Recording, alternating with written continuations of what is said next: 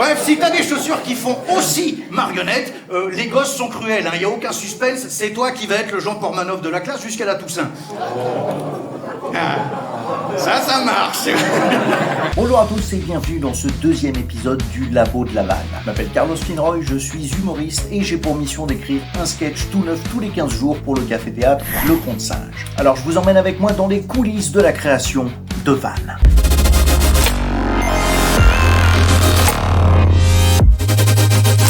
Comme d'habitude, vous serez accompagné de moi, le Carlos du passé qui est en train d'écrire ce sketch, et il y aura moi, le Carlos du futur qui est en train de regarder la vidéo du passage. Alors c'est pour le 2 septembre, on va forcément parler de rentrée. Le thème, ça n'a pas été très compliqué à trouver. Généralement, quand je commence, je fais une petite recherche documentaire, je vais aller voir un petit peu les news sur le sujet qui m'intéresse.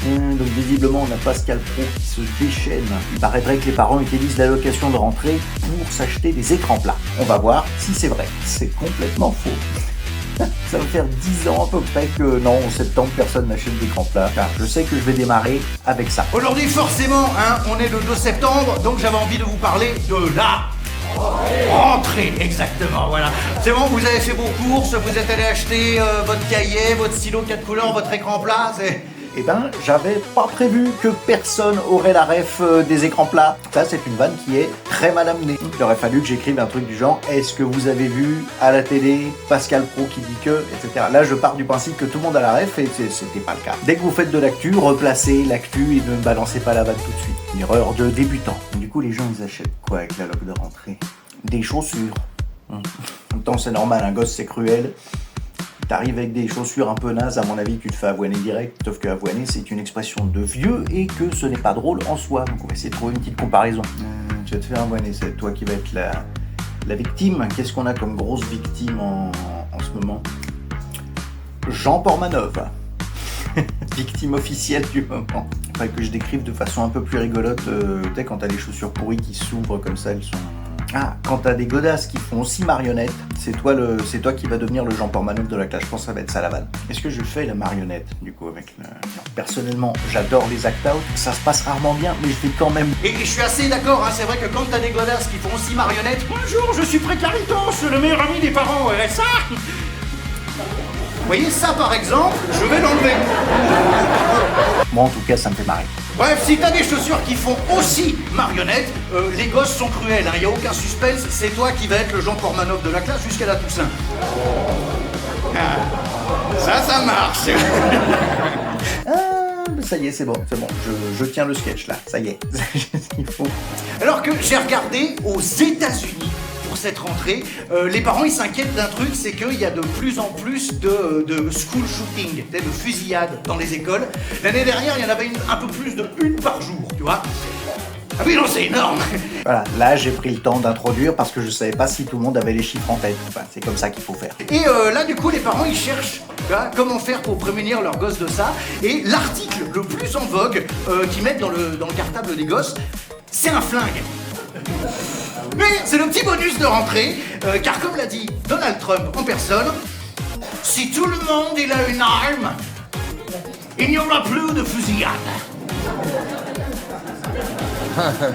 Logique américaine, hein. En vrai, ça, logique américaine, j'aurais dû le garder et en faire un running gag. Ça aurait dû être la phrase qui revient tout le temps pour que les gens à la sortie disent logique américaine et que ce soit un truc qui reste un petit peu. Trouver un article qui recense tout ce que des écoles américaines ont interdit pour la rentrée et il y a de la pépite. Le problème, c'est que c'est déjà drôle en soi, donc il va falloir que je me creuse pour aller plus loin que ce que l'article nous donne. Pour empêcher les enfants de venir avec une arme dans leur cartable, l'État du Michigan a interdit les cartables. Qu'est-ce que tu veux rajouter là-dessus? C'est bon, la blague elle est déjà faite en soi. L'État du Michigan, pour empêcher les gosses de venir avec une arme dans leur cartable, ils ont décidé d'interdire les cartables. C'est con, hein? Ils étaient à ça de la bonne réponse, tu vois. Oui, petite technique là comme ça, si vous avez une vanne qui est trop évidente et qui du coup fera pas rire grand monde parce qu'elle va surprendre personne, et juste la faites pas. Vous laissez un silence et c'est les gens qui vont dire et qui seront en plus très fiers de dire ah, j'ai trouvé la vanne. Ça marche aussi quand vous avez une vanne trop dégueulasse, comme ça vous pouvez dire ah, c'est pas moi qui l'ai dit, c'est pas moi, c'est vous qui avez l'esprit mal placé. Il y a un autre bahut du Michigan qui a interdit les hugs. Apparemment les gosses ils planquaient des couteaux dedans. Purée, le pensionnat de machin truc, là ça doit pas être la même émission chez faire une petite comparaison pour dire on vit pas la même rentrée. Nous, on achète des 15 pouces, eux des 9 mm, on vit pas la même rentrée. Qui se souvient du pensionnat? C'est une ref un peu obscure ça quand même. Un film avec des gosses dans une école, version américaine. Les choristes. Qu'est-ce qu'on a comme acteur qui fait bien américain là du tout? Ça c'est un exercice que je donnais dans les premiers cours dans mon école d'humour il y a un bout de temps. Déjà pour se faire au mécanisme de la blague. Je donnais comme consigne aux gens de prendre deux films qui allaient pas du tout ensemble et de les mélanger. Et du coup, t'as même pas besoin de faire de vannes parce qu'il y a des images dans ta tête qui popent directement. Là, je dirais Les choristes, Rambo, un truc typiquement américain. Ouais, on va faire ça. On va faire Les choristes avec Stallone. Ça y est, j'ai des idées. Je pense que je tiens un banger là. Faut que je cherche des répliques cultes des choristes, s'il y en a. Ouais, j'attends vraiment leur adaptation des choristes, tu sais, avec Stallone dans le rôle de Junio. Mon gars! Tu m'as appelé crâne d'obus. Je te nomme pupitre. Alors action! Réaction. Ça, ben aussi. C'est con parce qu'il va revenir plein de fois en plus. Là, c'est très exactement le moment où je comprends que ça va pas être le banger que j'imaginais dans ma tête. Mais c'est pas grave, à partir de là, je me dis, il va falloir que je l'assume à 200% ce Stallone parce qu'il ne convainc personne. En tout cas, Stallone me permet de vous parler d'un truc, c'est comment transformer un bide en succès. C'est simple, vous assumez tout ce que vous faites. Ah, et même si c'est nul, vous l'assumez à 200%, vous le dites, oui c'est nul. D'un seul coup, ça passe beaucoup mieux. Parce que quand tu vas voir de l'impro, il y a Mark Jane qui a écrit dans son bouquin que quand tu vas voir de l'impro, tu sais que ça va pas forcément être bien à chaque fois parce que c'est de l'impro. Mais ce que les gens ils ont envie de voir, c'est quelqu'un qui galère mais qui continue, tu vois, qui abandonne pas la moitié en disant oh, de toute façon c'est de la merde, on arrête le spectacle ici, allez rentrer chez vous, on vous rembourse. Non, ils veulent te voir galérer et essayer de tenir avec ce que t'as dans les mains. Et donc là c'est pareil, ton texte il est foireux. Et tu continues quand même, tu te mets en galère. Là en plus ils sont au courant, je leur dis bien que le texte il est écrit quasiment du jour pour le lendemain. C'est ça qui fait tout l'intérêt du truc aussi, c'est que les gens se demandent est-ce qu'il va se planter. Et oui, c'est un sketch tout neuf, il y a forcément des trucs qui sont pas bons, c'est normal. Si là vous passez sur scène pour la première, deuxième fois et que vous vous dites ah là là c'est pas ouf, c'est normal. C'est normal, moi les sketchs qui sont dans mon spectacle, c'est des sketchs qui ont déjà été joués 10-15 fois avant, j'ai tamisé et j'ai gardé que le very best-of. Et le spectacle c'est un very best-of, c'est pour ça que ça prend genre 1 an, 2 ans à écrire un spectacle. C'est le temps de virer tout ce qui est moyen et tout ce qui est sympa. Sympa, ça suffit pas. Bref, si vous prenez un bide, assumez le bide. Toujours. L'État du Michigan, ils sont énervés. Hein. Ils ont aussi interdit les sandales. Parce qu'apparemment les gosses, ils peuvent tomber. C'est pour ça qu'ils ont interdit les sandales. Je peux pas dire, mais un enfant, ça fait quoi à part tomber jusqu'en CM2 à peu près? Il est monstrueux ce top, parce que je trouve vraiment énormément de trucs qui auraient jamais dû être interdits. Genre l'Illinois qui interdit les tartines. C'est complètement con. Les mecs, ils interdisent les tartines, mais les gosses ont le droit d'amener des sandwichs. Je vais développer là-dessus. Genre, une tartine, c'est pas safe, mais dès que tu la sandwich, d'un seul coup, ton manger, il est propre. Vas-y, il faut que je mette Stallone qui chasse les mangeurs de tartines. Parce qu'à côté de ça, les sandwichs sont autorisés. Oh, Pépino! Oui, j'en refais Stallone, c'est pas grave, j'irai au bout avec ce truc. T'es en train de manger une tartine de Nutella? Non, pas du tout, c'est un sandwich. Putain, tu m'as fait peur, Pépino! J'ai cru que tu mangeais une tartine et que t'allais tous nous buter!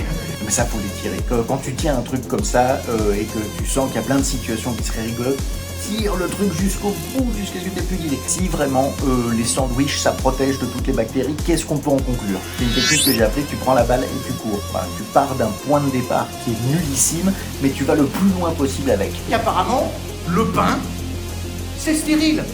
Ça repousse les bactéries. Hein, parce que manifestement, une tartine contaminée, un sandwich pas contaminé. Si seulement on avait su ça pendant le Covid, se seraient tous ramenés avec nos petites tranches de pain de mie frais, là, comme ça, on aurait eu une casse-croûte directement. Faut leur dire dans les hôpitaux, ça, qu'ils peuvent tous stériliser avec une baguette 5 céréales, quoi. Ou même, c'est les bananes de savon dans les écoles, tu mets 2 petits grillés, hop là, c'est réglé. Une école dans le Connecticut a interdit les bracelets de l'amitié. Parce que les enfants qui n'en ont pas se sentent rejetés. Alors là, j'ai pas en tête tout ce qu'on peut faire avec une idée. T'as genre inversion, développement, exagération, etc. Là, je vais partir sur inversion. Personnellement, on ne m'a jamais offert de bracelet de l'amitié. J'étais toujours choisi en dernier en sport. Et je le vis très bien. Peut-être pas... Si, on va développer là-dessus. Non, ils ont interdit les bracelets de l'amitié.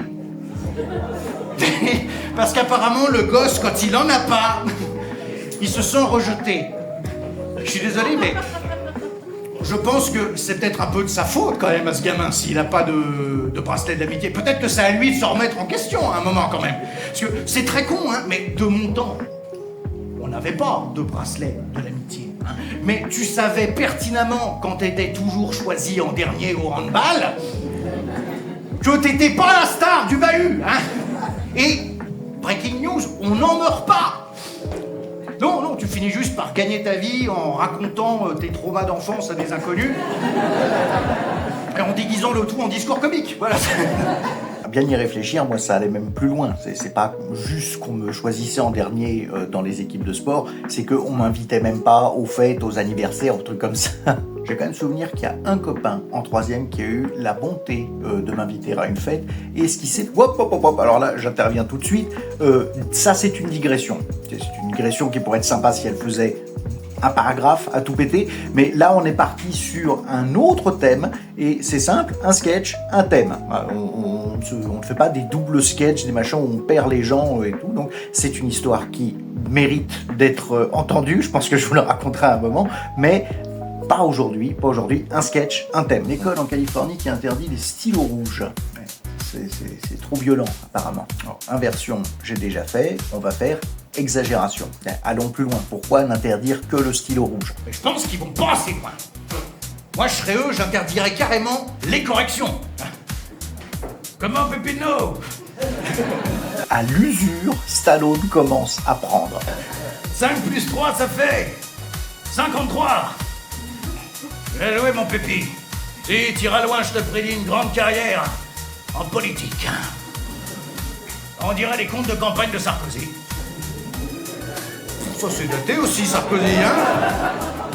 Mais Bayrou, il a pas encore fait de conneries comme ça, mais ça va venir. Ah, Bruno Le Maire. Avec Bruno Le Maire, elle marcherait mieux. Il y a une école aux États-Unis qui a interdit les dictionnaires, parce qu'apparemment, dedans, il y a du vocabulaire sexuel et grossier.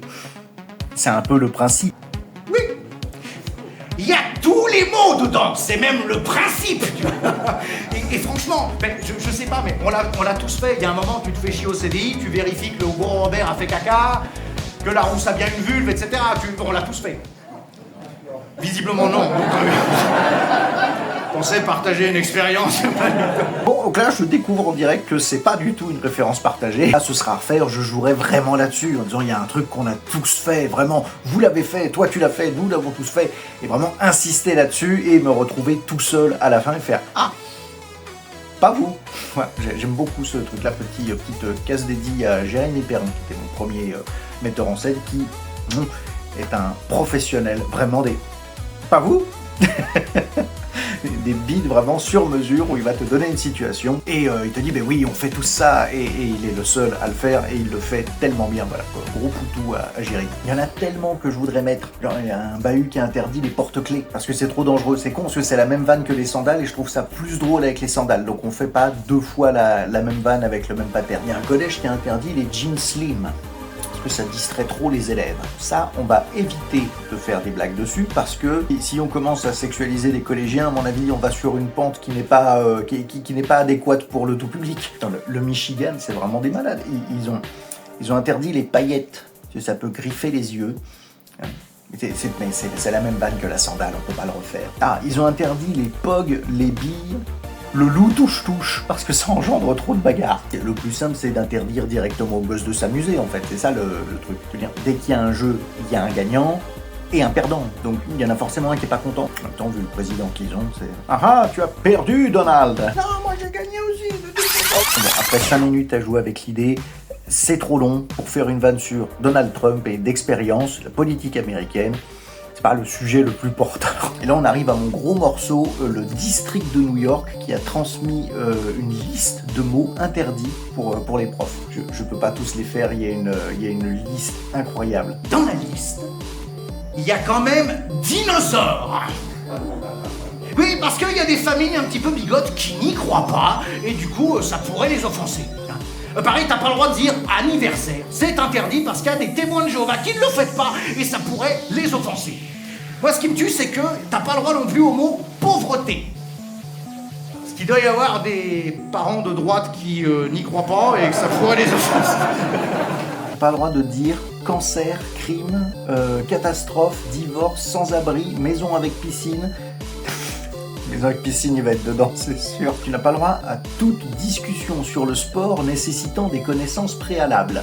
Ça veut dire que tu es obligé d'avoir des conversations de PMU. Tu peux pas discuter sérieusement de sport. 2 minutes plus tard, j'ai écrit une vanne dessus. Ce problème, c'est que le paragraphe, il est long comme ça et la chute, elle fait ça. Donc, poubelle. Esclavage, tu n'as pas le droit de dire esclavage. Comment tu fais un cours d'histoire des États-Unis si tu n'as pas le droit de... Déjà qu'en plus, un cours d'histoire des États-Unis, ça couvre vachement moins longtemps que nous. Le bouquin, il doit être plus petit, mais t'enlèves l'esclavage.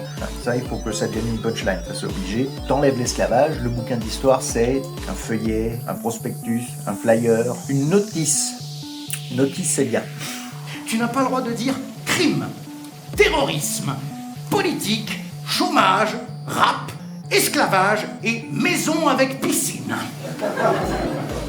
Pourquoi maison avec piscine, hein? Et parce que comme ça, la moitié des gens ont déjà oublié qu'ils n'ont pas le droit de dire esclavage. Excuse-moi, mais les bouquins d'histoire américaine, déjà, ils sont épais comme ça, hein? Tu enlèves l'esclavage, il reste quoi? Une notice? T'as pas le droit de dire chômage, armes. T'as pas le droit de dire armes. C'est bon, ça je vais le mettre à la fin parce que c'est ce qui va boucler le truc. Pas le droit de dire parapsychologie, politique, rock'n'roll. C'est une loi qui date des années 70, c'est pas possible autrement. Vraiment, qu'est-ce que j'en fais de tous ces mots interdits? Parce que si je les traite un par un, ça va vraiment faire une liste qui est un peu longue. Déjà, j'ai l'impression que la liste est longue là. Ça veut dire que dans un établissement scolaire, on t'apprend à ne pas affronter les vérités qui te dérangent. Je suis en train d'imaginer les profs, tu vois, où dès qu'un élève dit le mot interdit, au lieu d'en discuter avec lui puis de parler du truc, il fait vraiment l'autruche. Sauf que l'autruche, ça va me demander des compétences en contorsionnisme que je n'ai pas. On va faire une petite inversion, c'est le prof qui est l'enfant, en fait, tu vois, qui va faire des trucs de gosse. J'ai rien entendu. Trucs comme ça. Je trouve ça génial quand même qu'une institution qui est censé éduquer tes gosses, quoi, leur enseigne la façon la plus mature de gérer une vérité qui te dérange. Quoi, comment? Des dinosaures? L'évolution? La, j'entends rien. La. Du coup, vu que mon running gag c'est Stallone, il faut qu'on finisse avec Stallone. L'idée de voir Stallone qui fait la, ça me fait marrer. Un dialogue et tout, où Stallone refuse d'entendre les mots qui dérangent. Maintenant, comme c'est les choristes, les gosses, ils font des la, ils vont le faire avec la musique des choristes. Du coup, tu vois, t'as la. Franchement, avec cette conclusion, je me dis que je tiens un bon truc. Je finirai sur le dernier mot que les profs n'ont pas le droit d'utiliser. C'est arme. C'est quand même vachement pratique de ne pas pouvoir nommer ton principal problème, tu vois. Un petit dernier pour la route. Mon Dieu! Lâche tout de suite cette arme.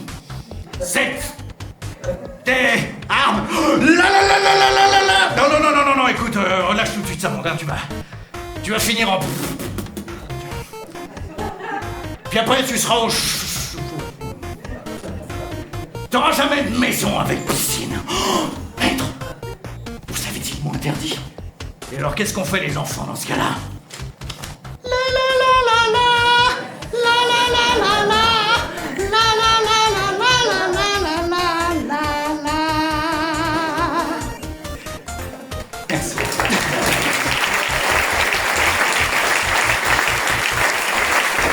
Comme ça, la fin signifiait bien que c'est la fin.